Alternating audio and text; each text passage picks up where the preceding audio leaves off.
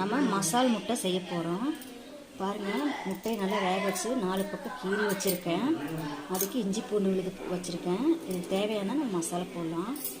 மஞ்சத்தூள் கொஞ்சம், மிளகாய்த்தூள் காரத்தன்மை போட்டுக்கோங்க. நல்லா காரசாரமாக இருக்கும், போட்டுக்கோங்க. மிளகுத்தூள்,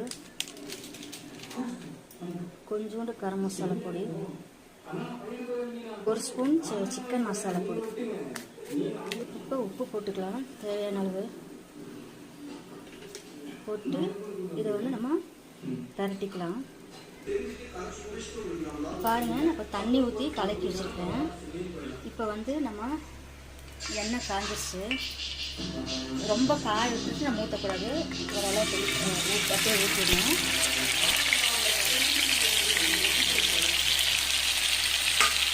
இதை சிம்மில் வச்சுக்கோங்க, இல்லைன்னா வெடிக்கும்.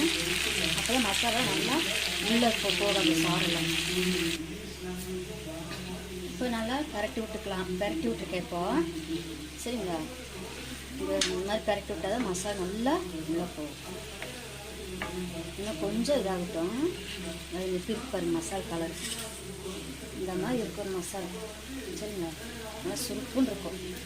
இப்போ முட்டை மசாலா வந்து ரெடி ஆகிடுச்சு. இப்போ இதில் கருவேப்பிலையும் கொத்தமல்லி போட்டுக்கிறேன். போட்டு பரட்டி எடுத்துட்டோம்னா அவ்வளோதான், ரெடி ஆகிடுச்சு. நல்லா சிம்மிலே வச்சாதான் உங்களுக்கு மசாலா நல்லா ஊற்றும். சரிங்களா, அவ்வளோதான் முடிஞ்சு மசாலா.